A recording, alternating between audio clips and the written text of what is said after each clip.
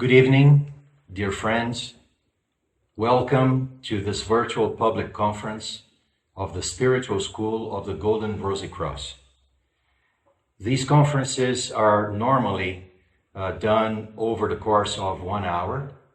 The first half of it we use for an introduction of the subject, and the other half for, a session of questions and answers, questions that we try to address obviously within our limits and our possibilities. The school of the Golden Rosycross is an international school. It is present in more than 40 countries today, and because of that, these conferences, they are held by individuals that are not necessarily native English speakers, as it is the case of tonight's.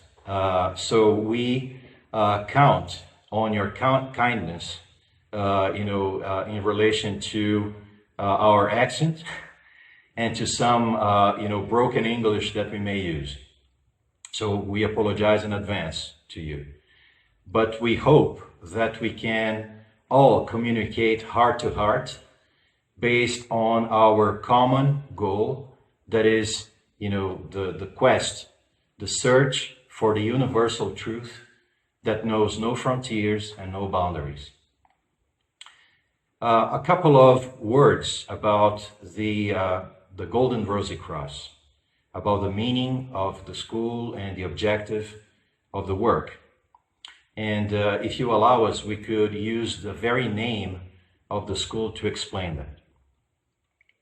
We talk about a spiritual school. So let's start with the concept of school. Why a school? Well, first of all, because we are not a religion, we are not a cult, we are not a sect. We are, in essence, a school, because in this school we are all pupils. Since the moment that we join this working proposal until the end of our journey, because we understand that we must continue open, we must continue prepared to learn all the time, one from another, and also because we don't have external masters or gurus, and the process proposed by the spiritual school is followed in absolute freedom and self-responsibility. And actually, we only obey to one authority, that is the inner authority of the spark of the spirit that is present in every human being, in every human heart. So, in our understanding, the spirit is not someone, is not an external, lofty being, a divine being hidden somewhere in the clouds. No, the spirit is not something external to the human being or to anything. The spirit is the omnipresent driving force of the universe, the power that is behind everything that is manifested. So, it is based on this spirit spark that the process of the Golden Rosycross is carried out. Now, why Rosycross? What is a Rosicrucian? The rose and the cross.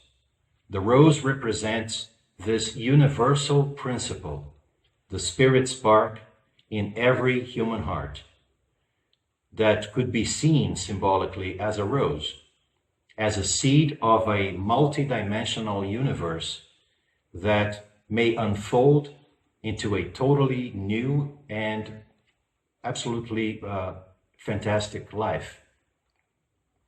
So the human being is represented by the cross.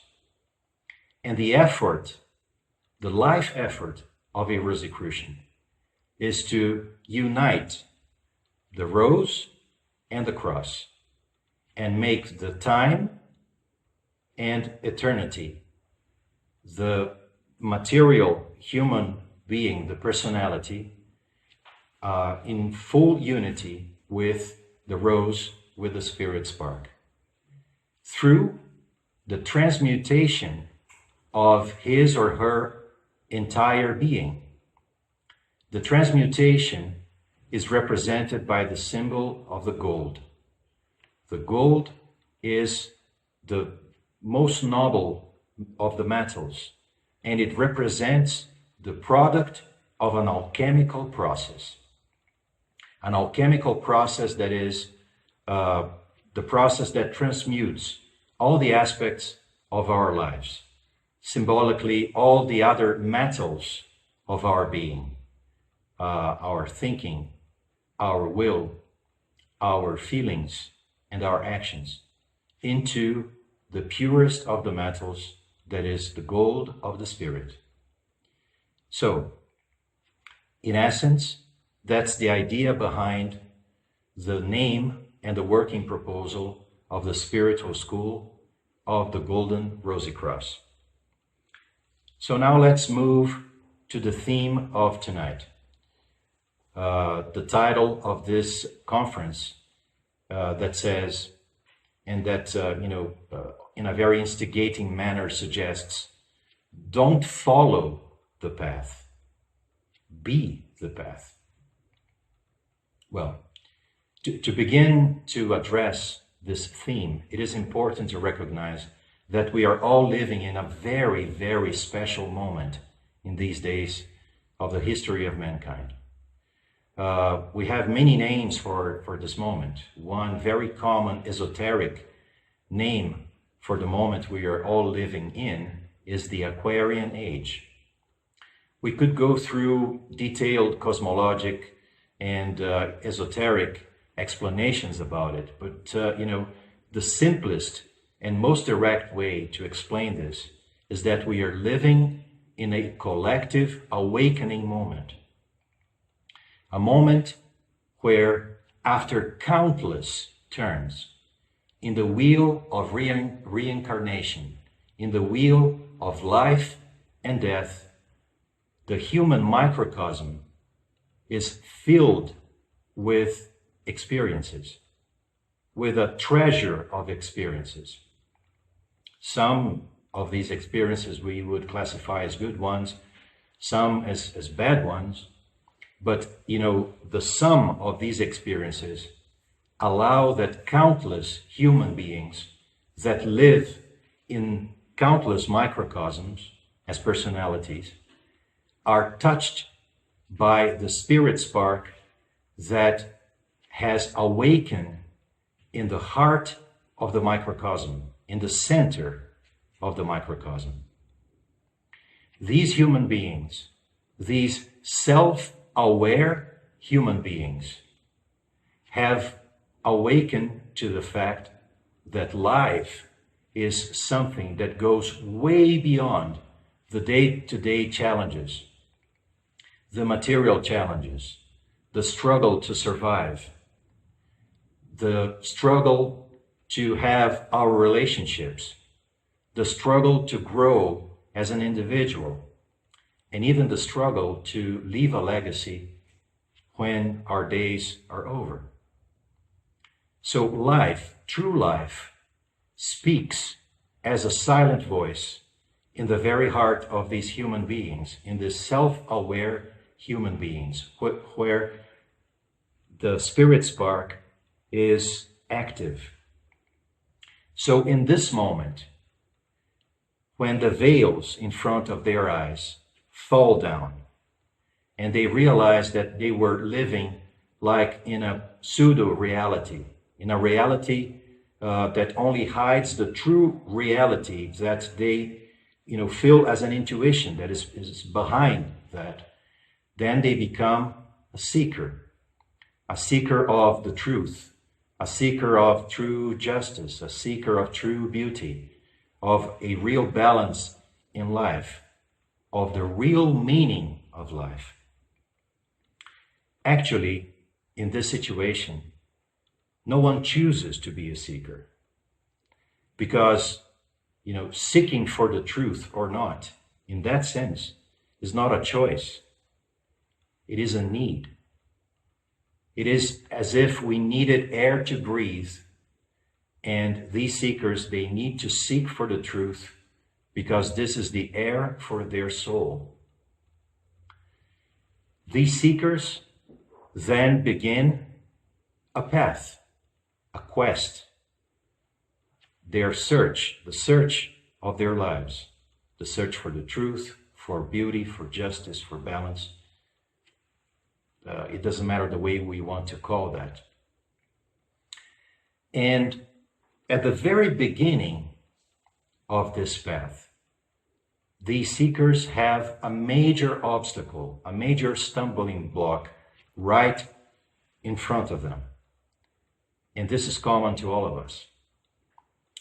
That stumbling block, that obstacle, could be described as our very state of consciousness. Because if we are living a collective awakening moment, we also must recognize that for the vast majority of humanity, we are living based on a very particular state of consciousness. A state of consciousness of full identification with our ego, with our little selves that in delusion we see as a separate being from the all. So everything is done, everything is pursued, everything is perceived through the lens of this separate consciousness. The separate consciousness that puts the human ego in the center of everything. And that's why we call this state of consciousness of an egocentric consciousness. The egocentric consciousness is an obstacle because we believe that as the center of all life, we can utilize our capacities as a human being to try to develop and to put in practice this impulse that eventually subconsciously or even on an unconscious manner that we received from the spirit spark that became active in the center of our microcosm, in the center of our hearts. So the egocentric consciousness will try to become this new man, will try to put in practice through its egocentric life the eternal vision of the new life. Theoretically, we can recognize that this is impossible from the outset. But in reality, we must understand this not only theoretically, but we must understand that this is impossible until, our bones, until, it becomes a reality in our own blood. So that's why the human being in this path normally starts through an external search. A search that he may believe it is already internal, like an inner search. But in essence, it is an external search because he's still outside of himself. He's still identified with the external reality, believing as a baby that, his clothes or her clothes are part of his own or her own body. So, as we see in the myth of Apollo and his chariot, we have as human beings 4 main capacities symbolized by the 4 horses of the chariot of fire of Apollo. Those powers, those capacities are our thinking, our will, our feelings, and our actions. And the egocentric consciousness identified with that external reality, believing that his or her thoughts, desires, feelings, and actions or reactions are actually part of, his or her being, will try to use those capacities to develop, to overcome himself or herself, to go beyond the limits of his or her own egocentricity by utilizing his own egocentric or her own egocentric consciousness. So, if this particular human being is stronger in his thinking, he may start, going through this external path through knowledge, through the accumulation of all available knowledge of the universal teaching that speaks about this liberating path in every civilization, in every country, in all the times, in all periods of history. But after maybe a short or a long period of time that may extend through several lives, this human soul will finally recognize that the accumulation of knowledge per se cannot be a liberating path. Instead, if this accumulation of knowledge is too heavy or long enough, it may end up becoming another hurdle, another obstacle that will need to be overcome, just like the egocentric consciousness is an obstacle to begin with. If this particular human being has a strong will, he or her may decide to try to put in practice this path through the external path of putting in practice, all sorts of esoteric, occult, and magic exercises to try to develop hidden powers, hidden capacities. In essence, to unleash the hidden power that lies within himself. But actually, as we also see in the mythology of the old Greeks, unleashing this power is compared to the son of the god, of the sun god, taking the chariot and losing control of it. So this human being will end up becoming prey of these powers, will end up becoming a victim of everything that he wanted to control in the first place. And in the end, the conclusion should be the same, that the path cannot be based upon that kind of esoteric, occult, or even magic development. A supersensitive human being, on the other hand, someone that has access through his supersensitive feelings to the subtle worlds, the astral world, the etheric world, that are the layers of energy that circulate around us. This human being may try to experience the path through, sensations, through the contact with these subtle spheres. And he may end up believing that these spheres are, the nirvana or the heavens or some sublime sphere of life.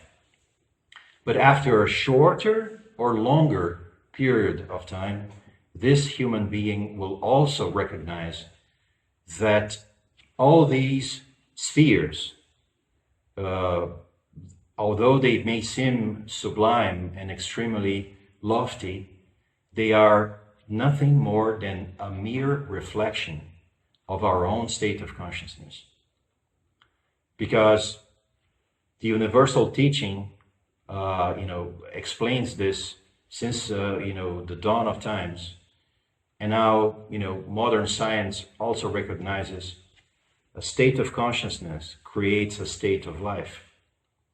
And an egocentric state of consciousness will only create an egocentric state of life, regardless if it is on this side of life and matter, or on the other side of life after we lose our physical body in the subtle spheres of the etheric world or the astral world. And lastly, a human being may be extremely geared towards action. And this person may try to put in practice this liberating path through the training of his personality, through the training of his behavior, through the training of his own ego, to try to make it better, to try to make it wiser, to try to make it stronger, by following, guidelines, by following directions of an external guru or an external master, through the imitation of one given behavior. But in the end, after a shorter or longer period of time, this human being may eventually also recognize that by trying to become something that in essence he is not, he's only making his prison, the prison of his ego, bigger, maybe in width, length, or height, but his prison is only becoming bigger and bigger, and the demolition of that prison will become an even harder task to be accomplished. So, what we are trying to say is that after one life or countless lives, this microcosm that is connected to a human consciousness will finally come to a mature and sober conclusion that all the attempts to develop the human ego or to transform the egocentric consciousness into the true liberated human consciousness, they must fail. And this person will finally understand that the true inner path is something that starts when all these external paths end. And then this person, this human being, will finally recognize that the only possible basis for the true inner liberating path is the spirit. Do we mean by that this person will become recluse, that this person will stop thinking or desiring or feeling or acting or interacting with the rest of the world, that this person will fall into a lethargic state of inertia? Absolutely not. Absolutely not. That would be, again, very crude imitations of the true path. What happens is an inner change, an inner transformation that transforms the external reality. So it's not by forcing external artificial changes. It is to start with a fundamental recognition that our egocentric consciousness is not a possible base for development. And when this person comes to this conclusion by himself or herself alone, then the true inner path may begin. This inner path starts by the center of the microcosm, the spirit spark, touching and gradually awakening the human consciousness, the nucleus of the human consciousness. That is just like a twin that stands in the heart of the microcosm in front of the spirit spark. This center of our awareness, this center of our consciousness, symbolically speaking, of our soul, as our consciousness was called in the past by many, this center of our consciousness can gradually become free from its own identification process through a sober process of self-observation and self-knowledge. By recognizing how deeply enchained he or she is. And then after this process of recognition, that must become like a second nature to the human consciousness, then the transmutation, the transformation of the centers of the human consciousness themselves may begin. We can recognize three main centers of our awareness that lie in our heart, in our head, and in our hands, in reality. So these are the three aspects of the human consciousness that can be actually transformed through the action of the fiery center of the spirit spark in the center of the human microcosm. And after the human consciousness has become new, renewed through the action of this universal principle, through the action of the spirit spark, we can call this consciousness, a new soul, a new spirit soul. And this spirit soul then can actually begin the alchemical process, like a newborn alchemist inside of the microcosm. And this process of alchemy will finally go through the transmutation of all our four basic human capacities: our thinking, our will, our feelings, and our actions that correspond to the four vehicles, to our four bodies, as described in the universal teaching: the mental body, the astral body, the etheric body, and the physical body.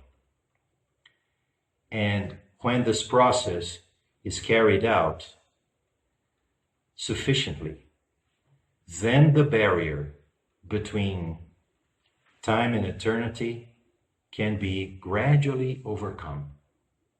Not that we are going to vanish from the surface of the earth, or that we are not going to be the human beings that our family, our friends, and our communities know. We will have gone through an inner revolution. And this inner revolution will finally have transformed us into catalysts of a bigger change, of catalysts of the change, of this very change that must become a reality for all humanity. And to conclude, this process is what we clearly see represented in the symbol of the Golden Rosycross, the symbol that is here right in front of you. Everything begins with the point at the center. The point represents the active spirit spark in the heart of the circle, in the heart of the human microcosm. And when this spirit spark becomes active, then the human consciousness, the human soul, represented by the triangle that indicates, as we said before, our heart, our head, and our hands, can actually be transformed and rebalanced, not only driven by the spirit, but reunited as the creative powers of our consciousness, but also in balance. And the point and the triangle, the spirit and the new soul, can finally transform the human manifestation, the human reality, the human vehicles, the human bodies. The mental body, our thoughts. The astral body, our will. The etheric body, our feelings, our perception. And the physical garment, the physical body that will then carry for as long as possible the inner image of the true, new, liberated human being. And then, once again, we get to the circle, because there are no longer boundaries between time and eternity.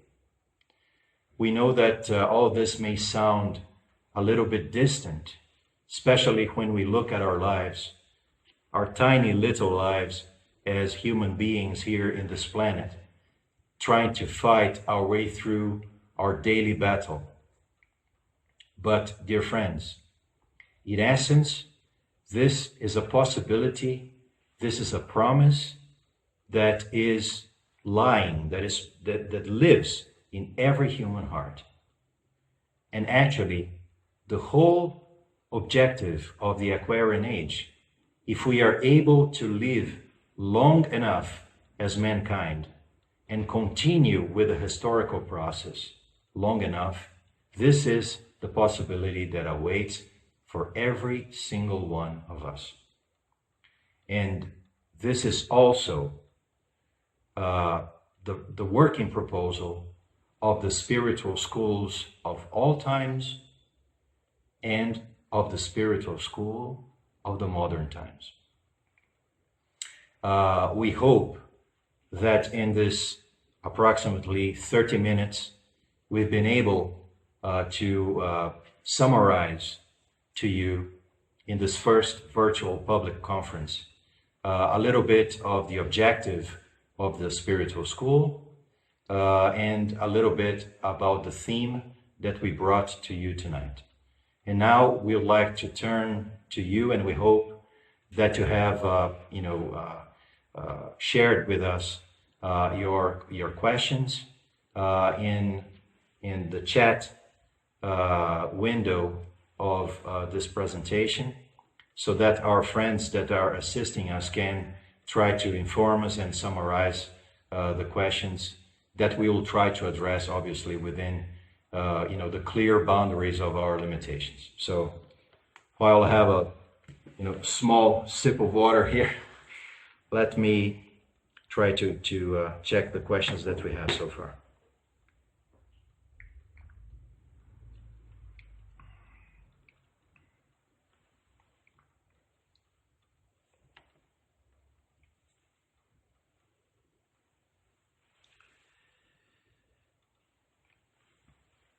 Our friend Thomas Floyd Rennie, I hope I'm pronouncing your name correctly, Thomas,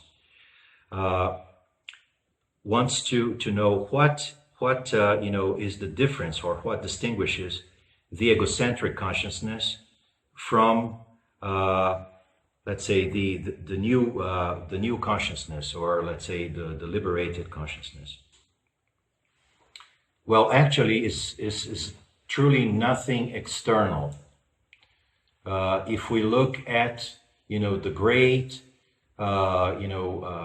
enlightened human beings from the past, let's think of Krishna, let's think of Buddha, let's think of Jesus, just to quote some of them. Externally speaking, they were not different from anybody else. But the true power that stems from a human being that has actually gone through this process of change, of transformation, or as the transfiguration process, as the spiritual school puts it, is that an inner source of power, a totally new source of power, starts to flow. And the source of power, we call it the spirit. And the spirit not only, provides the human consciousness, first-hand knowledge, but at the same time an astonishing amount of energy, not external energy, but inner psychological energy to overcome the barriers of his or her own egocentric barriers. And through the transformation of the human consciousness, of this process that happens inside out, is that we realize, the depth and the breadth of this process. That is why, the thoughts, the words, and even the lives of those that have gone through that process are such a mark, such a landmark in the history of mankind. So, to try to summarize this answer to your question, Thomas, it's not something that we can see from the outside, but it's something that happens inside. And the difference is a major difference. But this difference cannot be demonstrated, cannot be proved. It must be experienced and lived. So let's try to go to the next one.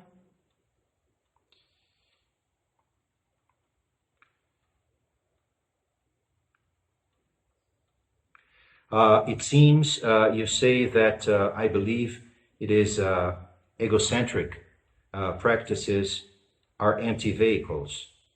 What God forms and egregores, if any, does the Rosycross school work with? Well, that's a very good question. Still from Thomas. As we mentioned before, in front of the reality or the recognition that all attempts to try to overcome ego through ego are empty, as you said. The school does not utilize any kind of esoteric or occult or natural magic practices. The only effort of the pupil of the school is to regain self-awareness, regain lucidity, regain a true inner self-knowledge. Based on this true self-knowledge, it is possible to change the other four aspects of our manifestation. And if this is something, that may sound a little bit individualistic, and if it's only self-observation or self-knowledge, one could say, well, then why do we need a school in the first place? Well, if we said that we don't have masters and we don't have gurus, why is it that we need a school? Or why is it that we have a school to begin with? The purpose of a school is to form what we call today in science an information field, or as it was called in the past, a power field, or even an egregora, as you have mentioned, which is a collective construction with the lines of power, with the lines of force created impersonally by the group that has gone or is going through an inner transformation. This power field, this information field, is just like a leverage that may allow the human consciousness to regain some self-objectivity, to have some perspective in relation to his or her automatic reactions, to her identification processes. Because if we try to go this path on our own, all alone, our identifications, our automatic reactions are so strong, our conditioning is so strong that, it would be almost impossible for us to overcome the veils of our own self-illusion. So that's why the main objective of creating a group in a spiritual school is to create that impersonal field of power lines, of lines of force, where the result of the collective transformation can become a source of support, a source of leverage for each individual. But it is important to stress that this by no means is coercion. This is not forcing or imposing a method or a group on an individual. Because even if a pupil of a spiritual school may count on that information field, on that power field, he or her must follow his or her own path in absolute freedom and self-responsibility. So I hope that we've been able to address your question. So let us try to go to the next one now. If I'm able to open my phone. Let's see. So our friend Eddie Thiel, or Thiel, I hope I'm pronouncing your name correctly, would like to learn more about the control of the ego. Huh? Well, friends, the path proposed by the spiritual school is actually not a path to control the ego. Because normally, any attempt to try to control the ego is done by the ego itself.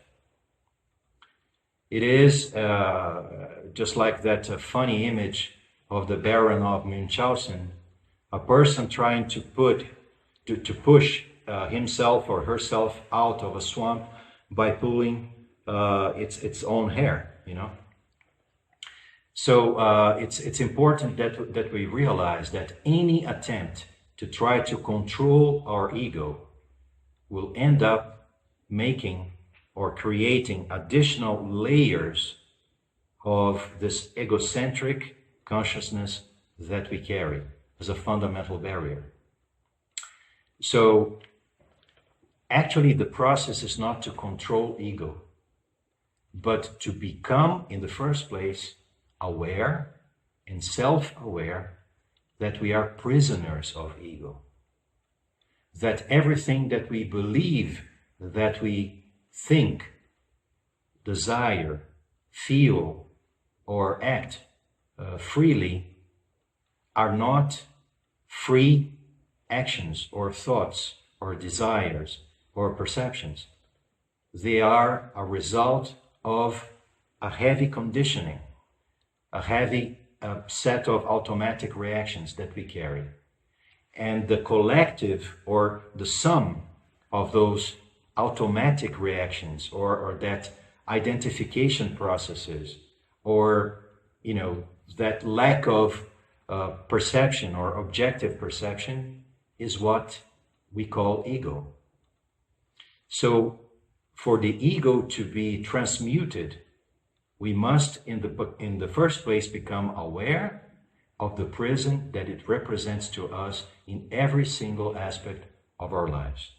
And the process of a spiritual school is not to try to control ego or to impose methods to it, to transform it in a forced manner, but actually detach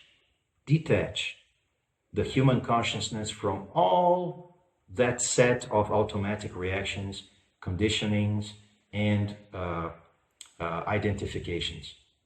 And through that space, through that open space, regain some initial degree of freedom. And within the boundaries of that initial degree of freedom is that the human consciousness can once again move itself, perceive itself in a totally different manner, and regain gradually its objectivity. Let's go to the next question.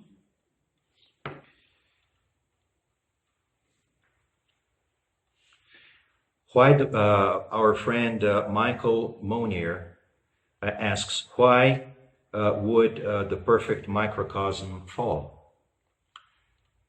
Well, you know, everything, honestly, Michael, anything that we could say about this would be in the realm of speculation. What we can articulate are some answers based on principles, and draw some parallels with our own lives, because we know, according to the principles of the universal teaching, that there is a correspondence law in every manifestation. So through our own lives, we can understand the lives of any life wave, including the life wave of the human microcosm. But we are not prisoners because life was created as a prison. We are prisoners because our own state of consciousness has created this prison that we live in. So if we, in our lives, that we may call, symbolically speaking, of course, a fallen life, right? A life that is detached from the original universal life in our current state of consciousness. If we can recognize that even here, what happens to us is a matter of choice, you know, drawing a parallel, we can obviously understand that this should also be the case for the original universal, we could also symbolically say divine microcosm. That microcosm would never be put into a predetermined, forced path, even if it was the universal path, because no God can create another God and put it in chains, even if it is chains of freedom. So that microcosm was put in front of options, of choices. And the life that we live today is a consequence of choices. Just like the life that we live tomorrow is based on consequences as well. So one way to look at that is that the law of choice is actually the law of love. The universal law of love that allows every being in the universe to follow its own course, its own path based on its own state of consciousness. So that's one way to look at that. I hope it helps in your reflections. So let's move to the next ones.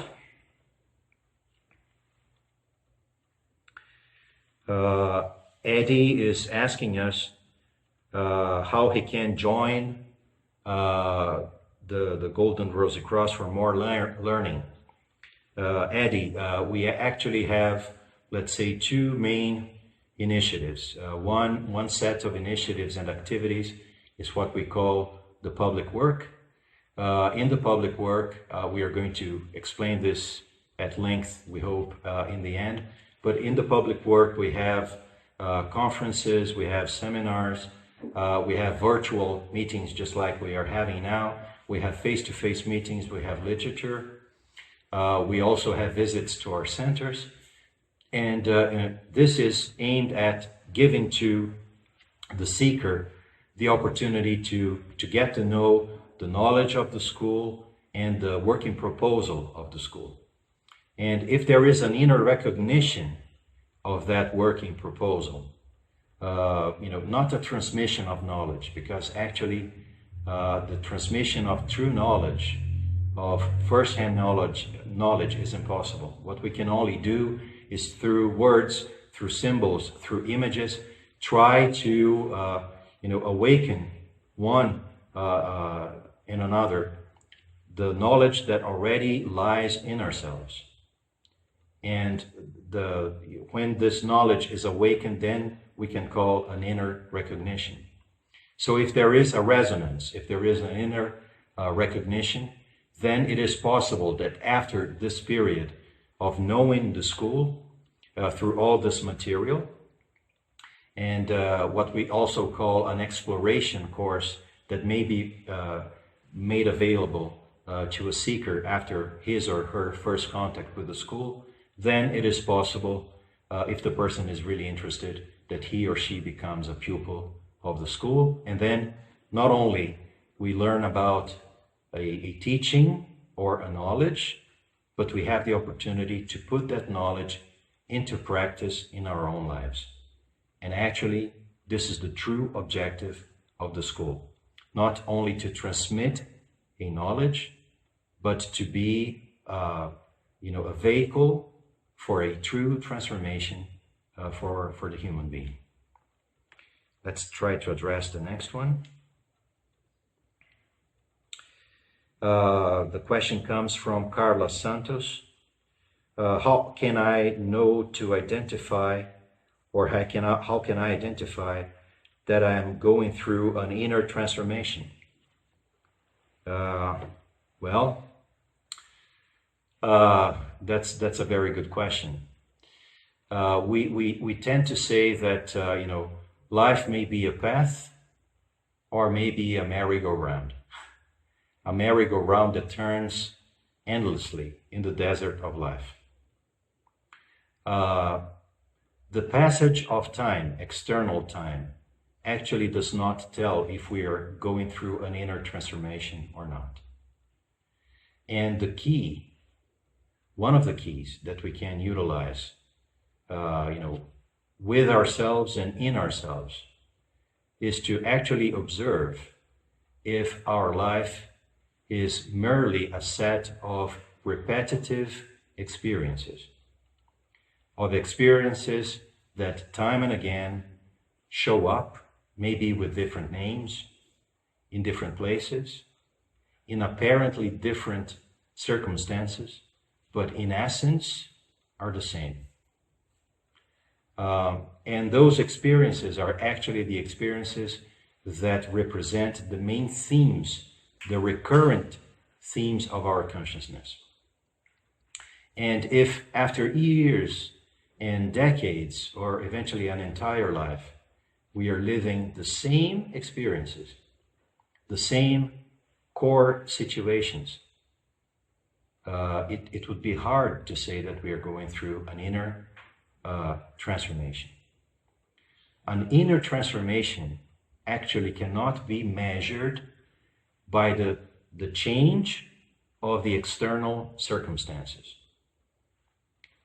But it is the way that we react to the apparently same experiences that may transform our lives from a vicious cycle or circle into a spiral of learning.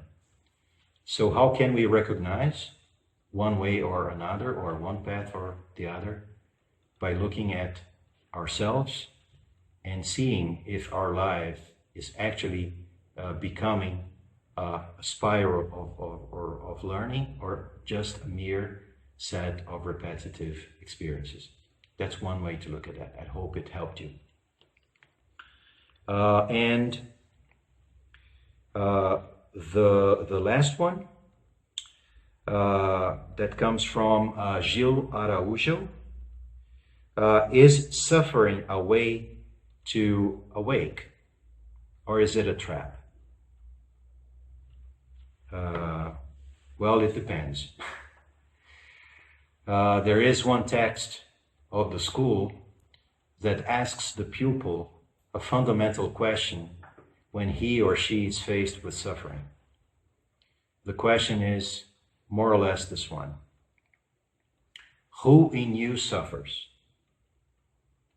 Your ego because of its countless attachments to itself, or your soul because of its yearning for true transformation, for true liberation?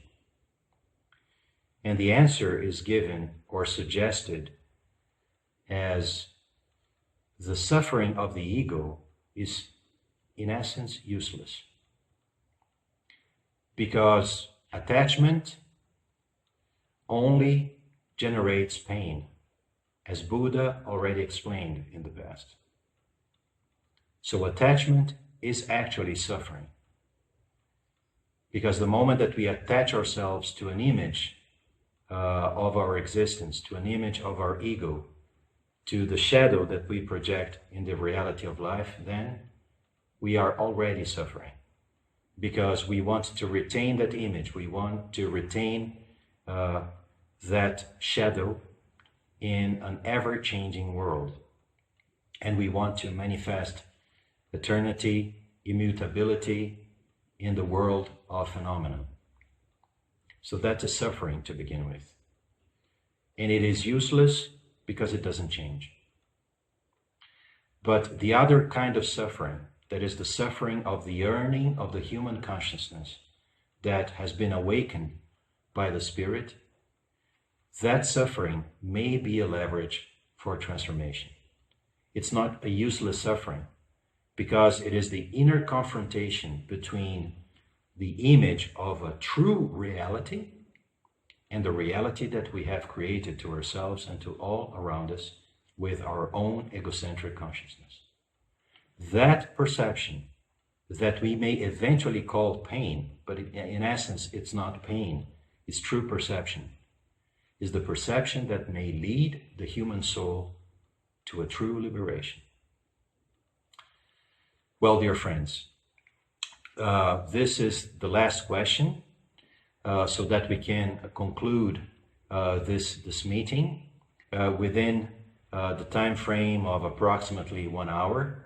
We would like to thank you for your presence, your kindness, your participation, your attention. And before we conclude, we would like to give you a couple of important pieces of information. For those that would like to know more about the school, in our Facebook page, and we believe that most of you, since you are watching this virtual conference through our Facebook page, most of you have found about the school through the Facebook page. So in that particular page, there is one tab for those that speak other languages, languages other than English, and that we have the information for the specific Facebook pages and its corresponding website in different languages, not only in English, but also in Spanish, in Dutch, in French, in Italian, in Portuguese, and several other languages. We hope that we can meet again on a monthly basis. We'll make an effort to keep the rhythm of these virtual conferences on a monthly basis. So in February, probably towards the end of the month, we'll get back to you through Facebook to inform you about the date. That is probably going to be also on a Monday at 8 p.m. Eastern Standard Time. We will also post the videos of these conferences, of this particular conference, and the following ones. We already have a couple of videos in our Facebook page at the Golden Rosycross page.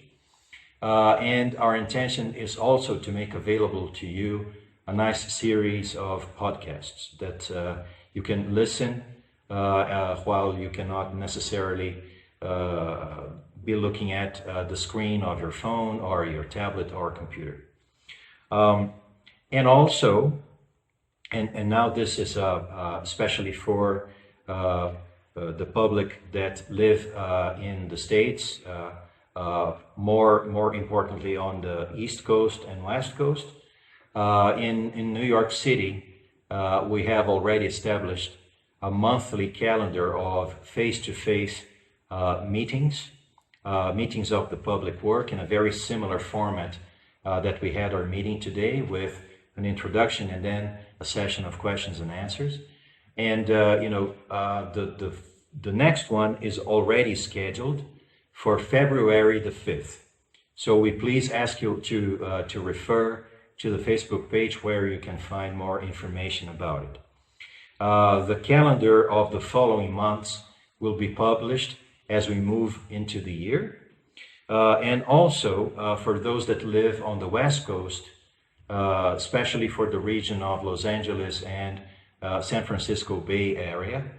We are planning to start, if possible, the same sort of public work activities, face-to-face public conferences around the middle of the year in June. So we'll try to keep you posted about those meetings. And finally, for those that would like to read more about the teaching of the school, you can find several books available in English and in other languages as well on Amazon. If you just type Golden Rosycross or the equivalent name of the school in different languages, and some sites of the school, Facebook sites and websites, they also have those books available for free that you can download in PDF or eventually in formats like ebook and similar ones. So we'd like to conclude now with a big and final thanks to each one of you. Thank you for participating in this virtual conference of the Golden Rosycross, and we hope to see you again very soon through Facebook or face-to-face. Thank you very much and have a good evening.